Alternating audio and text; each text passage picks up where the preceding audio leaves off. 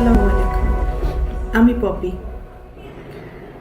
দীর্ঘ 28 বছর চলচ্চিত্রে কাজ করেছি, অনেক সুনামের সাথে, সম্মানের সাথে। কোটি কোটি দর্শকদের ভালোবাসা পেয়েছি, ইন্ডাস্ট্রির মানুষের ভালোবাসা পেয়েছি। কিন্তু এই মুহূর্তে আমি ক্যামেরার সামনে কথা বলছি একজন ব্যর্থ মানুষ হিসাবে। ব্যর্থ মানুষ বলছি এই কারণে, সবার মন জয় করতে পারলেও দীর্ঘ 28 বছর আমি যাদের জন্য কাজ করেছি, যাদেরকে এই হাতে লালন পালন করেছি, তাদের কাছে আমি অযোগ্য একজন মানুষ। তাদের মন মতো চলতে পারিনি, তাদের মনের মতো করে নিয়ন্ত্রিত হতে পারিনি। হয়েছি, একসময় হয়েছি, কিন্তু এখন হতে পারি না। তার করে বলেছি আমি একজন ব্যর্থ মানুষ। একটা মানুষ তো সবসময় সবার কাছে ভালো হতে পারে না, সব সময়ের জন্য ভালো হতে পারে না। আমি যখন ইনকাম করেছি, দু হাতে দিতে পেরেছি, লুটাতে পেরেছি, তখন আমি আমার পরিবারের কাছে অনেক প্রিয় একজন মানুষ ছিলাম। এখন দিতে পারি না, হয়তো তাদের প্রয়োজন অনুযায়ী, যার কারণে আমি এখন তাদের কাছে গলার কাটা, শত্রু এবং অপছন্দের একজন মানুষ। দীর্ঘ 2 দিন যাবৎ আমি আসলে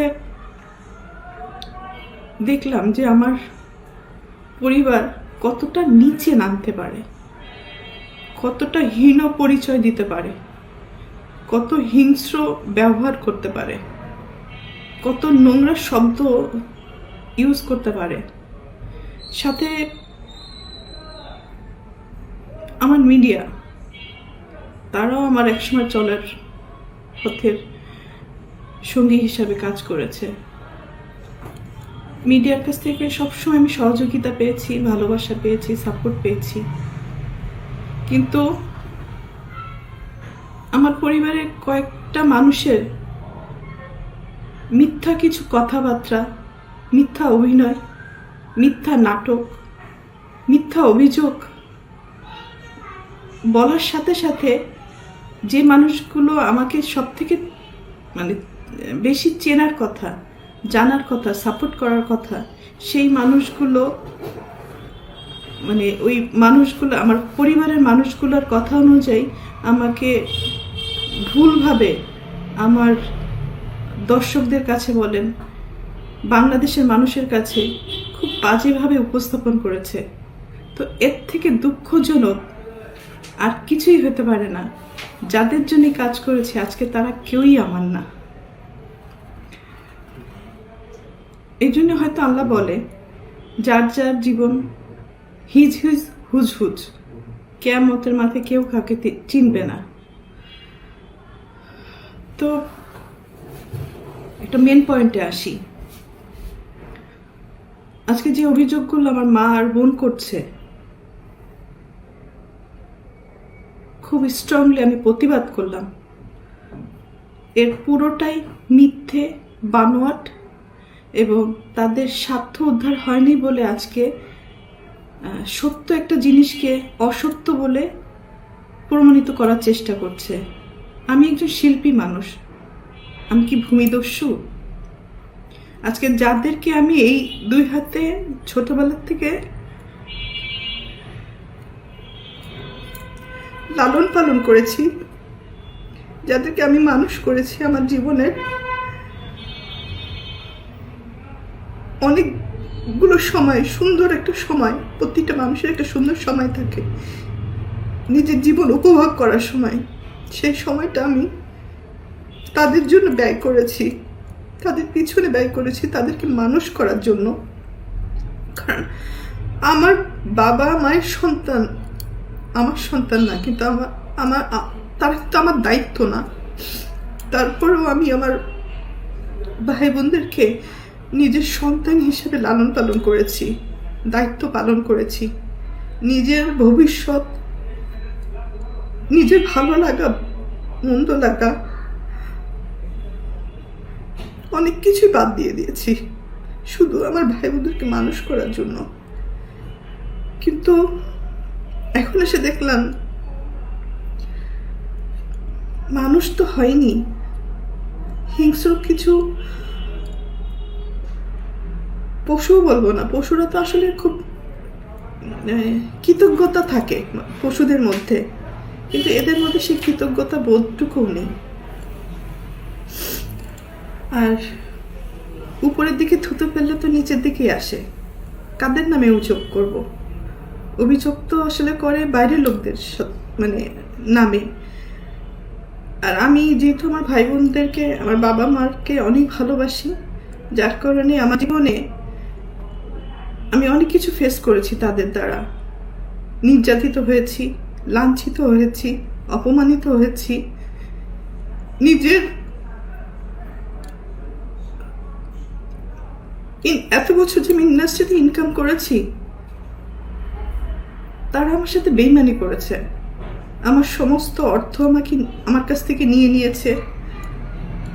আমার টাকা দিয়ে কেনা সয় সম্পত্তি কোনো কিছুই আমার নামে ছিল না, আমার প্রত্যেকটা ভাই বোনের নামে ছিল। আমার অ্যাকাউন্টগুলো শূন্য ছিল এবং আমার গাড়ি, শুধু আমার দেহটা ছাড়া আমার কোনো কিছুই আমার ছিল না। সব কিছুই তাদের আন্ডারে ছিল। আমিও তাদের আন্ডারে ছিলাম। তো একটা পর্যায়ে এসে মানুষের জীবনে বেঁচে থাকার জন্য কিছু না কিছু প্রয়োজন হয়। তো বেঁচে থাকার মতো শুধু আমার জানটা ছিল হয়তো। তো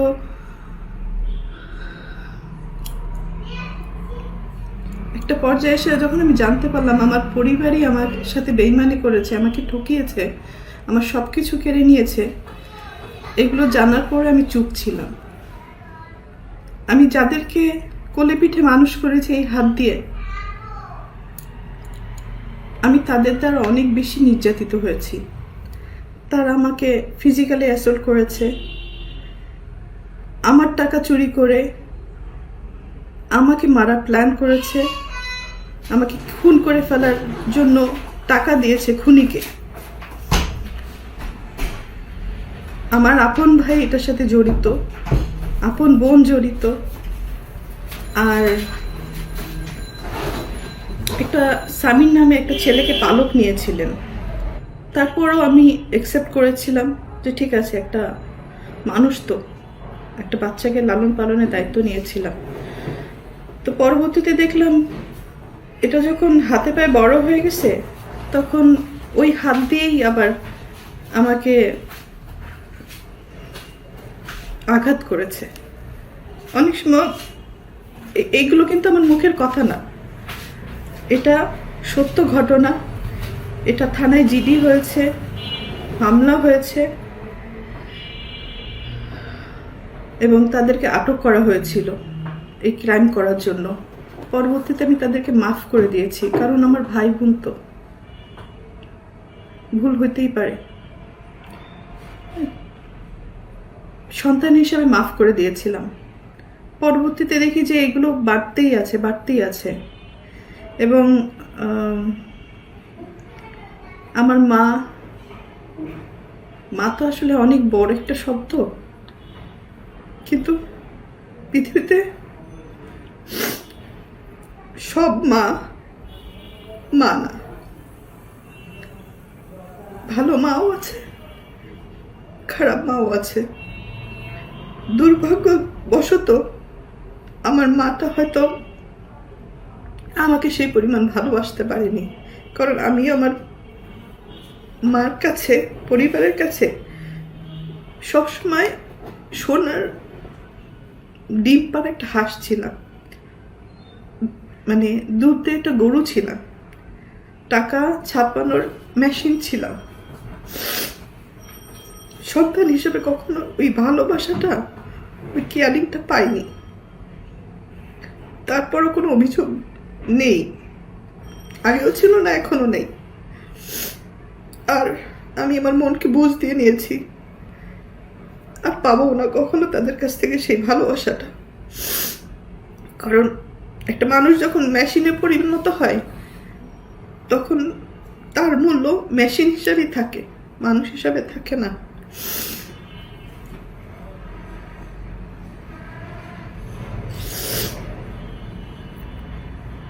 তো যাই হোক, আমার বাপ মা আমাকে আমার সাথে অনেক বড় বিশ্বাসঘাতকতা করেছে। আমার সমস্ত টাকা পয়সা আমার বোনের অ্যাকাউন্টে শিফট করেছিল। তো তারপরে আমি কিছু বলিনি। আমার ইন্ডাস্ট্রির কিছু মানুষ আমাকে যারা ভালোবাসে তারা আমাকে সাপোর্ট করেছে। ওই সময় 2007-এর ঘটনা বলছি, মানে একটা টাইমে আমি যে জানতে পারলাম কোনো কিছুই আমার ছিল না। পরে আমাদের ফিল্মের কিছু মুরব্বীরা মিলে এটা সেটেল করে দিয়েছিল যে পপির একে শূন্য হাতে মেয়েটাকে রাস্তায় ফেলে দিলেন। বিশেষ করে আলমগীর ভাইয়ের কথা বলবো, কারণ আলমগীর ভাই আমার কাছে হয়তো আপনাদের কাছে হিরো, কিন্তু আমার কাছে একজন বলবো যে আমার সবচেয়ে বড় ওয়েলিশার ছিলেন বাদল খন্দকার। আরও অনেক কাছের মানুষ আছে, তারা এই প্রবলেমগুলো ভিতরে জানতেন এবং ওনারা আমাকে অনেক সাপোর্ট করার চেষ্টা করেছেন। আমার বাবা মাকে ডাক দিয়ে বললো যে ওর কিছু জিনিস ওকে ফেরত দেন, কারণ এটা তো একটা মেয়ে, হ্যাঁ, ওর জীবনে বেঁচে থাকার জন্য কিছু না কিছু ফেরত দেন। তো তখন আমার বাবা মা কী কারণে আমার সাথে বেইমানি করেছিল আমি জানি না, হয়তো এরকম ঘটনা অনেক আছে। আমাকে আলমগীর ভাই একবার বলেছিল যে এটা এই সেম ঘটনাটা শাবানা ম্যাডামের সাথে হয়েছে। কারণ আমি না তখন মেন্টালি খুব আপসেট ছিলাম যে আমার বাপ মা ভাই বোন আমার সাথে এরকম করলো, বিশ্বাসঘাতকতা করলো, আমার সাথেই করলো। তখন আলমগীর ভাই আমাকে বলেছিল না, এই ঘটনা এর আগে অনেক মানুষের সাথেই হয়েছে। তো সেই সান্ত্বনা নিয়ে হয়তো আমি বাকি জীবনটা পার করতে চেয়েছিলাম এবং কাজ করে আমি আবার সারভাইভ করেছিলাম। তো বিগত কয়েকদিন যাবৎ একটা নিউজ বারবার করে আমার মা বোন এস্টাবলিশ করার চেষ্টা করছে যে আমি জমি দখল করতে গেছি। ভাই, যে মানুষটা দীর্ঘ 28 বছর ইন্ডাস্ট্রিতে কাজ করে নিজের জীবনের দিকে তাকায়নি, ভালো লাগা ভালোবাসা বলেন, নিজের ভবিষ্যৎ বলেন, কোনো কিছুই আমি চিন্তা করি না, শুধু ইনকাম করে গেছি আর ভাই বোন মানুষ করে গেছি। শুধু ভাই বোন না, আমি আমার পুরো পরিবার, আমার নানির ফ্যামিলিতে আমি সাপোর্ট করেছি, আমার দাদির ফ্যামিলিতে আমি সাপোর্ট করেছি। আমার কন্ট্রিবিউশন শুধু আমার ভাই বোন না, সব জায়গায় যতটুকু পেরেছি আমি সবাইকে সাহায্য করেছি। আমার মন মানসিকতা একেবারে ডিফারেন্ট, মানে আমি একা ভালো খাবো, ভালো থাকবো, আমি সবাইকে নিয়ে ভালো থাকতে চেয়েছি, ভালোভাবে বাঁচতে চেয়েছি। তো সেই পরিপ্রেক্ষিতে আসলে সবাইকে হেল্প করা। আমার নানি বাড়িতে যান, তার বাসায় যে সে যে ঘরটাতে থাকে সেই ঘরটাও কিন্তু আমার টাকা দিয়ে তোলা। আমার মা যে ঘরটাতে এখন খুলনাতে থাকে সেই ঘরটাও আমার টাকা দিয়ে তোলা। যে ভাড়াটে বাড়ির কথা উনি বলছেন সেই ঘরটাও আমার টাকা দিয়ে, আমার কষ্ট অর্জিত টাকা। রোদে পড়েছি, বৃষ্টিতে ভিজেছি, মানুষের অনেক ভালো কথাও শুনেছি, মানুষের অনেক মন্দ কথাও শুনেছি, অনেক ভালো গালিও দিয়েছে, আবার ভালো কথাও বলেছে, সম্মানও পেয়েছি, দুর্নামও পেয়েছি। তো সব কিছুর ঊর্ধ্বে হচ্ছে আমি একজন মানুষ। তো আমি আমার ফ্যামিলিকে সাপোর্ট করতে যে এই যে ঘরের কথা বলছি, সেই ঘরটা কিন্তু আমার বাবার 11 কাঠা জমি। তো 11 কাঠা জমির মধ্যে আমি আমার চাচার কিছু জমি কিনে রেখেছিলাম, মানে ফ্যামিলি প্রপার্টি, ফ্যামিলির সম্মান রক্ষা করতে যেয়ে আমি ফ্যামিলি কিছু প্রপার্টি কিনেছি।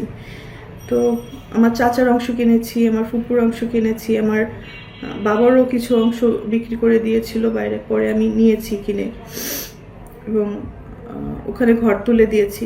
তো কিছু অংশ আমি কিনেছিলাম যেটা রাস্তার সহকারে রেজিস্ট্রি হয়েছিল, মানে আমাকে জমি যখন কিনি তখন আমাকে জমির পিছনের অংশ দেওয়া হয়। তো পিছনের অংশে যেতে গেলে আপনারা সবাই জানেন এটা নর্মাল একটা জিনিস, বাড়ির পিছনের অংশ যদি কিনি তাহলে পিছনের অংশে যাওয়ার জন্য নিশ্চয়ই আমি হেলিকপ্টার দিয়ে যাব না বা ক্রেন দিয়ে ওখানে নামবো না, আমাকে যাওয়ার জন্য রাস্তা দিয়ে যেতে হবে। তো রাস্তাটা হচ্ছে আমার বাবা এবং চাচার জমির মাঝখান দিয়ে রাস্তাটা, যেখানে আমি আমার কেনা জমিতে আমি পৌঁছাতে পারবো। তো এই জমিটা রেজিস্ট্রি হয় 2008-এ। রেজিস্ট্রি হওয়ার পরে আপনারা, আমি সব প্রমাণ দিয়ে দিচ্ছি, ওই জমিতে এখনো পর্যন্ত আমি যেতে পারি না, ঢুকতে পারি না। কারণ কি, আমি যে ঘরগুলো তুলে দিয়েছিলাম ওই ঘরগুলো থেকে ভাড়া আসে, এই ভাড়া দিয়ে কিন্তু আমার বাবা চলতেন। একটা সময় আমার এই সেজ বোনের কন্ট্রোলেই ছিল এই ভাড়াগুলো। আমরা ঢাকায় থাকতাম, উনি ওখানে দেখাশোনা করতো এবং এই ভাড়াগুলো সে তার পকেটে নিত। যাই হোক, আমরা একটা পর্যায়ে ধরেন করোনার আগে আগে জানতে পারলাম, মানে কার কথা কি বলবো, মাফ করে দিবেন, মানে আমার পরিবারের কথা আজকে আমাকে পাবলিকলি বলতে হচ্ছে। এর থেকে দুঃখ, লজ্জার আর কিছুই হতে পারে না। মানে আমার এই বোনটা একটু বেপথে চলে যাওয়ার কারণে আমার বাবা 2019-এ বেপথে, মানে সে ওখানে কিছু অনিয়ম শুরু করেছিল,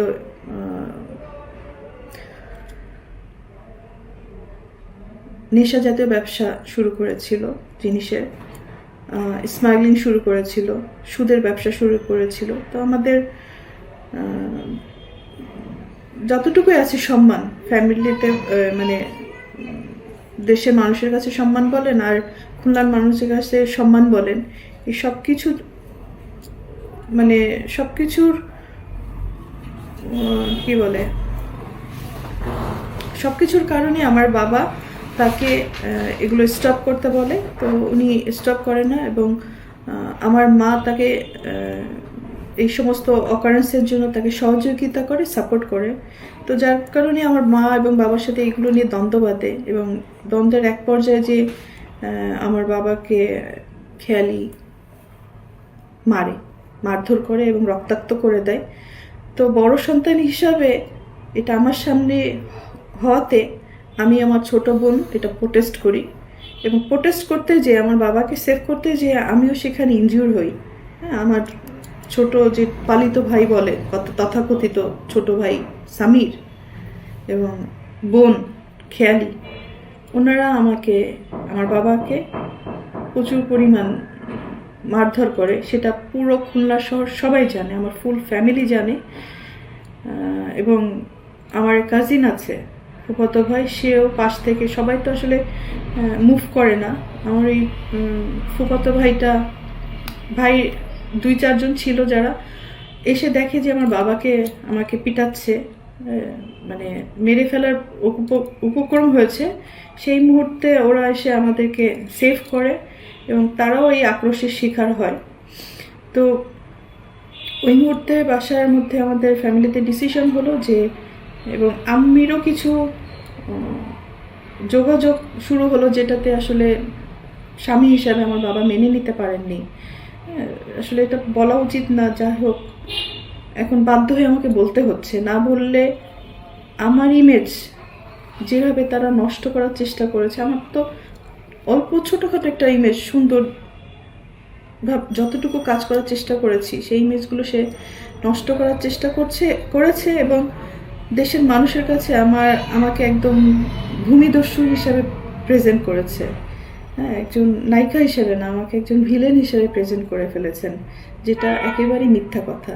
তাদের এই দোষগুলো দেওয়ার কারণেই, ঢাকতে যেয়ে এই কাণ্ড কারখানাগুলো করেছে। তো মেন কথাতে আসি। তো ওই সময় আমার বাবা তাকে ডিভোর্স দিতে চেয়েছিলেন এবং বাসার থেকে দীর্ঘ 4 বছর আমার মা এবং বোনকে আমাদের বাড়ি থেকেই উনি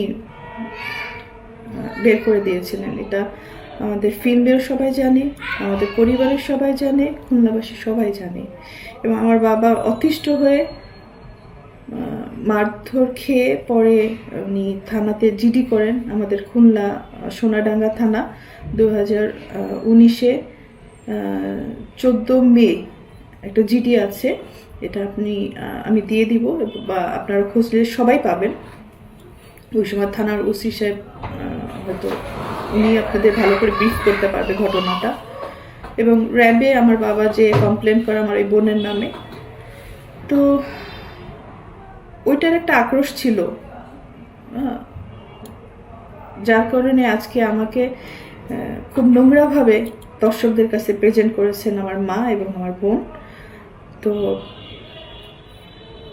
আমি আরেকটা কথা বলি, সেদিনকে যে আমি খুলনাতে গিয়েছিলাম, খুলনাতে যার মেন কারণ হচ্ছে ওয়াসা আমাকে চিঠি দিয়েছে, যেহেতু আমার ইলেকট্রিক্যাল লাইন এবং ওয়াসার লাইন আমার নামে যে লাইনটা আছে এটা অবৈধভাবে আমার মা বোন দখল করে রেখেছে এবং এটা ভাড়াটারা ইউজ করে। হ্যাঁ, এই ভাড়াটা বাড়ির টাকাটা ওনারা নেয়। হ্যাঁ, ওনারা বলছে আমি দখল করেছি, তো দখল যদি করি আমি, তাহলে আমার মা বোন কীভাবে টাকাটা, মানে আমার বাবা মারা যাওয়ার পরে রীতিমতো তারা ওইখানে কবজা করেছে এবং দখল করার চেষ্টা করছে। তো তারপর আমি বলছি যে, মনে করেছি যে আমার মা বোনই তো, খাইলে খাক, আমি ওটা দেখিও না, নেও না, আমি যাইও না, আমার রাস্তা আটকায় রাখার পরেও। তো যেহেতু তারা ওই ইলেকট্রিকের লাইন এবং ওয়াসার লাইনটা অবৈধভাবে ইউজ করছে, তারা কোনো টাকা পয়সা পরিশোধও করে না, অনেক টাকা বকেয়া পড়ে যায়, পরে দেখা যায় যে আমার এই বিলগুলো সব পরিশোধ করতে হয়। ভাই, আমি তো মানুষ, কাহাতক করব, কতক্ষণ করব, কতদিন করব? আমার নিজের জীবনের দিকেও তো তাকাতে হবে।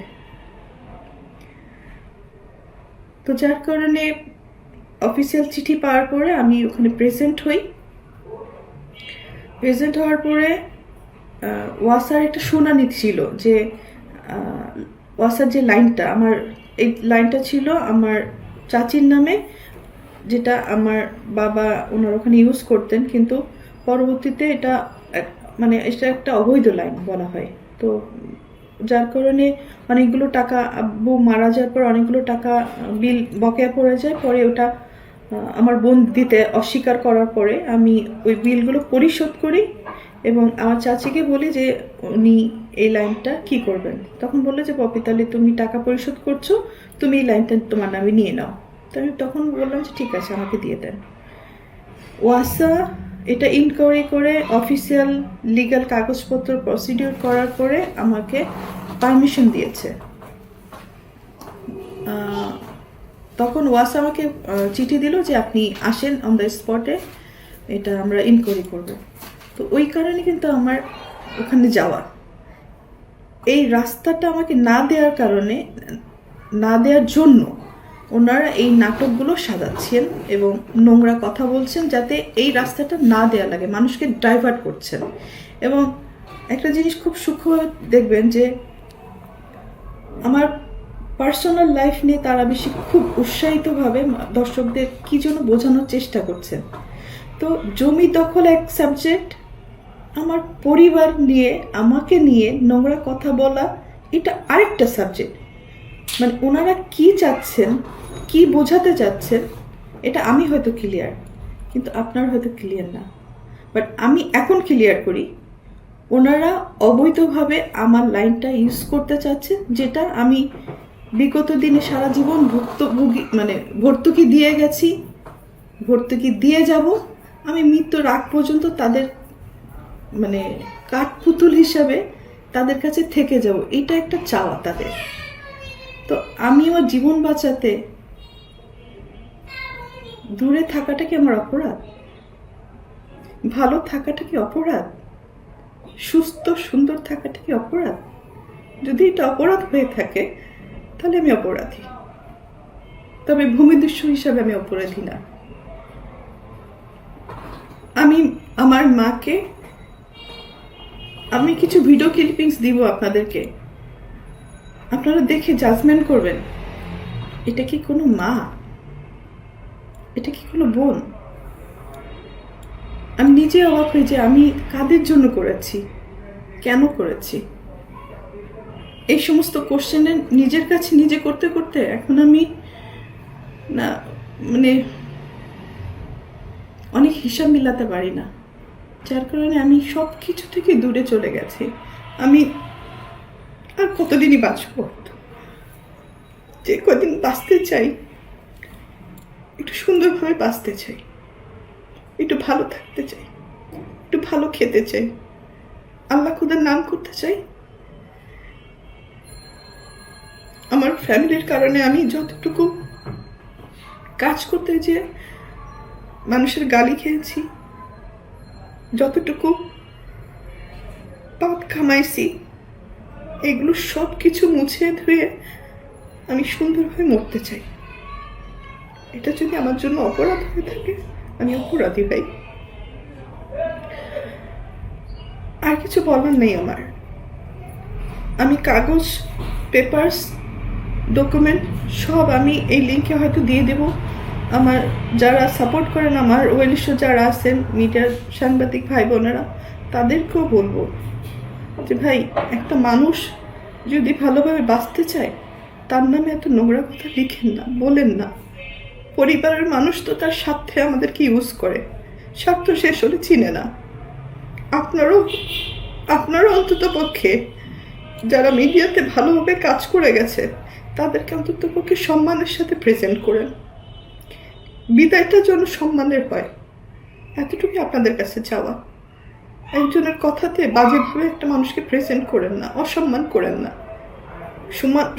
সুনাম কামাতে অনেক সময় লাগে, বদনাম করতে 1 সেকেন্ড লাগে। অ্যাটলিস্ট আমাকে একটু ভালো থাকতে দেন, একটু দোয়া করেন যাতে আমি ভালো থাকি। আমার মা হয়তো উনি মানসিকভাবে অসুস্থ, এতটুকুই বলবো যে আল্লাহর কাছে, যে আল্লাহ যেন ওনাকে হেদায়েত দান করেন, ওনাকে সুস্থতা দান করেন, ভালো এবং মন্দর বিচার করার তার জন্য বিবেক বুদ্ধি হয়। সন্তান সবাই সমান। যদি উনি সন্তান হিসেবে আমাকে বলে থাকেন, মেনে থাকেন, জেনে থাকেন, তাহলে সন্তান সবই সমান। আমি কিন্তু কারো জমি দখল করিনি। যে মানুষটা সারা জীবন সবাইকে দিয়ে গেছে, আমার ভাই বোনের কাছে আমার কিছু চাওয়ার নেই, কিছুই পাওয়ার নেই, শুধু একটু সম্মানের আশা করি। আপু কেমন আছেন? ভালো আছেন? ভালো থাকেন। আমিও দোয়া করি আমার ভাই বোন, আমার আত্মীয় স্বজন যেখানে যেভাবে আছেন, সবাই ভালো থাকেন, দেশবাসী ভালো থাকে। সবার জন্য ভালোবাসা, ভালো দোয়াত করি। কারোর জন্য আমি ক্ষতিকর মানুষ না। পারলে দিয়েছি, না পারলে কারো ক্ষতি কোনোদিন করি নাই। আমি আমার বাবা মার কাছ থেকে কখনো কোনো কিছু নেয়নি। 14 বছর বয়সে ইনকাম করেছি, আমি করা শুরু করেছি। আমি আমার বাবার কাছ থেকে কবে একটা ঈদের জামা নিয়েছি, পেয়েছি, আমি বলতে পারবো না। আমার মা কবে আমার মাথায় তেল দিয়েছে, দুগাল ভাত খাওয়াই দিছে, আমি বলতে পারবো না। কাজের তাগিদে অনেক কষ্ট করেছি। তো আমি যেখানে আছি অনেক ভালো আছি, সুস্থ আছি, সুন্দর আছি। ঘটে যা দীর্ঘ 28 বছরের ঘটনা, যা যা আমার সাথে হয়েছে, সেটা তো আসলে 28 মিনিট বা 1 ঘন্টাতে শেষ হবে না। অনেক কিছুই হয়েছে আমার সাথে। হয়তো আমি বোকা ছিলাম, আমাকে বোকা বানাতে খুব সহজ হয়েছে।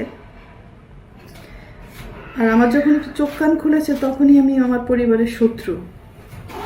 হ্যাঁ, ওই যে বলে না, বিদেশে রোদে পুড়ে বৃষ্টিতে ভিজে টাকা ইনকাম করে দেশে পাঠায়, আর যারা খরচ করে তারা তো আনন্দে খরচ করে, তারা হিসাব করে খরচ করে না যে কতটুকু খরচ করছি। যতক্ষণ দিতে পারবেন পরিবারে, ততক্ষণই পরিবারের সবার কাছে প্রিয় মানুষ। যখন দিতে পারবেন না, তখন পরিবারে সব থেকে অপ্রয়োজনীয় একজন মানুষ হিসাবে গণ্যিত হয়।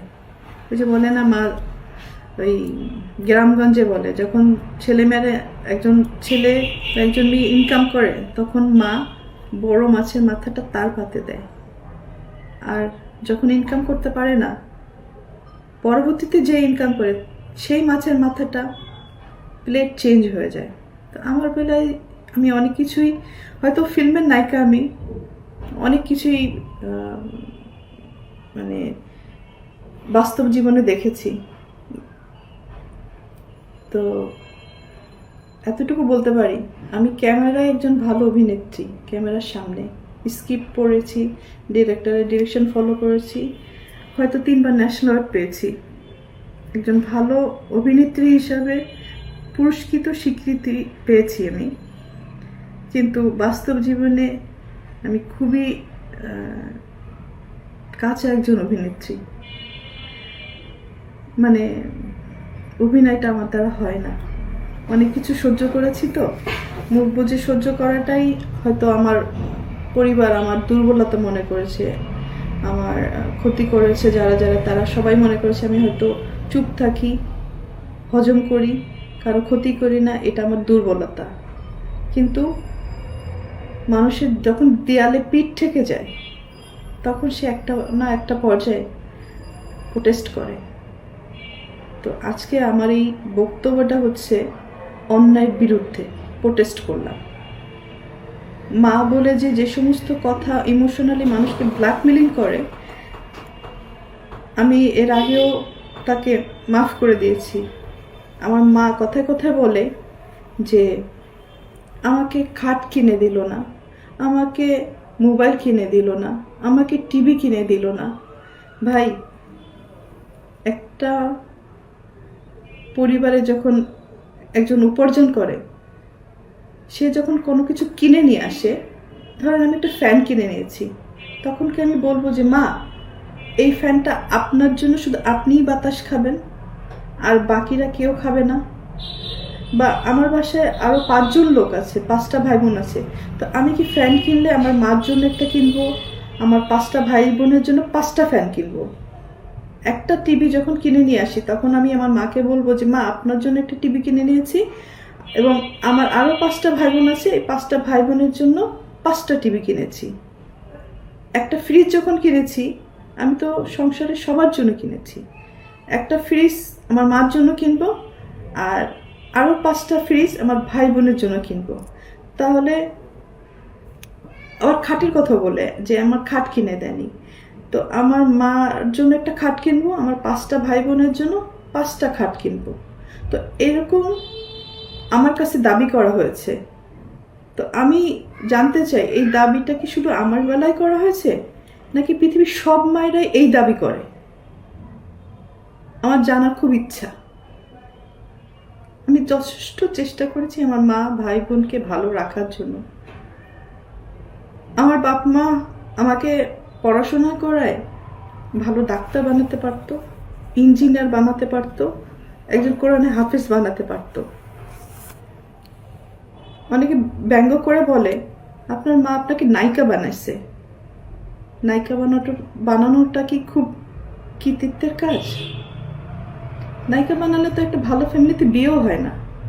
আমি আমার ভাই বোনকে পড়াশোনা করে মানুষের মতো মানুষ করতে চেয়েছি। আমি চেয়েছি তারা ওই ডাক্তার হোক, ইঞ্জিনিয়ার হোক, নিজের পায়ে নিজে দাঁড়া, একটা ভালো পরিবারে তাদের বিয়ে হোক। এটাই আমি মানে আমার সন্তানের জন্য যেভাবে আমি চাইতাম, আমার ভাই বোনের জন্য তাই চেয়েছি। কিন্তু মা হিসাবে আমার মা আমার জন্য কি চেয়েছে, আমার ভাই বোনদের জন্য কি চেয়েছে। তো ওই যে বললাম না, ভালো মা খারাপ মা পার্থক্য আছে। কেউ দুধ বেচে মদ কেনে, আবার কেউ মদ বেচে দুধ কেনে। তো পার্থক্যটা হচ্ছে অনেক কিছুই। এনিওয়ে, বিদায়টা এইভাবে নিব। আপনারা সবাই আমার জন্য দোয়া করবেন যাতে আমি বাকি জীবনটা ভালো করে থাকতে পারি। আর এই যে বলে যে আমি মানে তাদেরকে মারার হুমকি দিয়েছি, ভাই যে গড়ে সে কি ভাঙে? আমি তো পারি নাই ভাঙতে, তাহলে তো আমি তাদের ভাঙার চেষ্টা করতাম। আমার বোন বলেছে আমি তাকে মেরেছি, দূর থেকে একটা ফুটেজ দিয়ে যে আমি তাকে মেরেছি। মারা তো হচ্ছে চর মারা, জুতা খুলে মারা বা পিটানো, এগুলোকে মারা বলে। আমার মুখের সামনে ক্যামেরা ধরেছে, আমি ক্যামেরা নিয়ে ফেলে দিয়েছি। আমি তো কোনোদিন আমার বলতে পারবো না আমি শাসন করেছি আমার ভাই বোনকে, কিন্তু কখনো কাউকে আমি মারিনি, বরং তাদের কাছ থেকে মার খেয়েছি। হ্যাঁ, তারা আমাকে মারার চেষ্টা করেছে আমার টাকা পয়সা সয় সম্পত্তি হাতিয়ে নেওয়ার জন্য, হজম করার জন্য। ঠিক আছে, আমার ফ্যামিলিতে আপনি একটু জিজ্ঞাসা করবেন আমার কোন বোনটা কত টাকা ইনকাম করে বা কি চাকরি করে, কত টাকা ইনকাম করে, আমার ভাই কয় টাকা ইনকাম করে, কি চাকরি করে। হ্যাঁ, তো আমার ফ্যামিলিতে একমাত্র উপার্জনের মানে সোর্স কিন্তু আমি ছিলাম। এখন হয়তো বড় হয়ে গেছে তারা, যে যার মতো, আমাকে চিনে না। যাই হোক, আমার এটা নিয়ে আফসোস নেই, চিনতে হবে এমন কোনো কথা নেই। আমার ভাই বোন এবং মাদের কাছে একটাই অনুরোধ, আমাকে চেনার দরকার নেই, আমাকে শুধু একটু ভালো থাকতে দিলেই আমি খুশি, আমাকে একটু সুন্দরভাবে বাঁচতে দিলে আমি খুশি, আমার কিচ্ছু লাগবে না। কারণ আমি সবাইকে দিয়ে এসেছি, আমি কারোর কাছ থেকে কিছু নেইনি। আমার ভাই বোন আমাকে খুন করতে আসে, এই যে কদিন আগেও আমাকে যখন খুন করতে এসেছিল আমি তাকে মাফ করে দিয়েছিলাম। সামি নামের যে ছেলেটা এবং আমার আপন ভাই মিলে আমাকে খুন করতে এসেছিল, আমি মাফ করে দিয়েছি। কিন্তু কদিন আগে বসুন্ধরায় ডাকাতি করতে যে ধরা পড়েছে ডিজিএফ এর পরিচয় দিয়ে, সেখানে কি মাপ পাবে? এগুলো কিন্তু আমার ওই ছোট বোনটার কর্মফল। একটা বাচ্চাকে আনলেই হয় না বা জন্ম দিলেই হয় না, তাকে লালন পালন করতে হয়, মানুষ করতে হয়। আমার মা অন্যায় কাজে সাপোর্ট না দিয়ে ভালো কাজে সাপোর্ট করলে, শাসন করলে আজকে তারা এই পথে যেত না। হায় রে দুনিয়া, একটা কথা না বললেই না। আজকে পৈতৃক সম্পত্তি নিয়ে আমার মা আর বোন যে নোংরামিটা করলো, দীপু আমার মা আর বোনকে বাসা থেকে বের করে দেওয়ার পরে দীর্ঘ 4.5 বছর 5 বছর বাবা আমার কাছে ছিল। তার সবকিছু আমি দেখাশোনা করেছি, তার ট্রিটমেন্ট থেকে শুরু করে সবকিছু আমার দায়িত্বে ছিল। তো অনেকবার সে হসপিটালে গেছে, অনেকবার সুস্থ হয়ে বাসায় ফিরেছে। তো এই সম্পত্তির কারণে অনেক বড় বড় ঘটনা আমার সাথে হয়েছে, শেষের দিকে আব্বুর সাথে হয়েছে। মানে বাবা যখন হসপিটালে ছিল, মানে তার ট্রিটমেন্টের সমস্ত টাকা পয়সা আমার টাকা। আমার এফডিআর ভেঙে আমি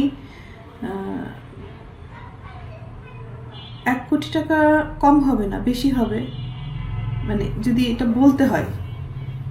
আমি তার পিছনে আমার এফডিআর ভেঙে পেমেন্ট করেছি, সেই রিসিট বলেন, প্রমাণ বলেন, সব আমার কাছে আছে। স্টেট ব্যাংকে স্টেটমেন্ট উঠালে তো পাওয়া যাবে, এবং আপনারা হসপিটালে খোঁজ নিলেই পাবেন।